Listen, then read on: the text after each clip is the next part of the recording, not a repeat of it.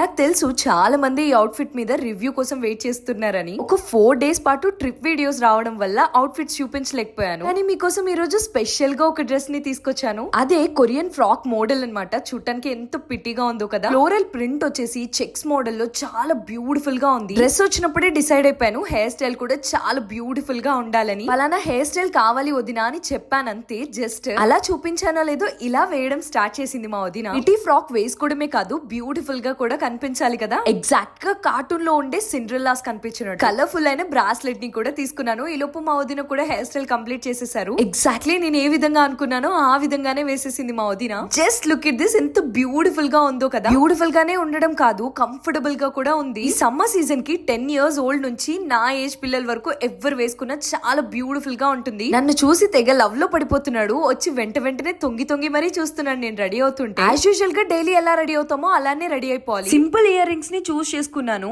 Neck jewellery కూడా చాలా beautiful and simple the తీసుకున్నాను. కొంచెం ఎలిగెంట్ గా కనిపించడం కోసం వాచ్ పెట్టుకుంటున్నాను. ఫైనల్ గా ఫెయిరీ టైల్ లో ఉండే ప్రిన్సెస్ లా రెడీ అయిపోయాను. తెలుసు అమ్మాయిలందరూ కూడా ఇలా చాలా కనెక్ట్ అవుతూ ఉంటారని. కొరియన్ ఫ్రాక్ మోడల్ లో ఇలా ఫెయిరీ టైల్ ని రీక్రియేట్ చేస్తాం అనుకోలేదు. ఈ అవుట్ఫిట్ నచ్చిందని అనుకున్నా. డైలీ ఒక కొత్త అవుట్ఫిట్ తో మార్నింగ్ కలుద్దాం.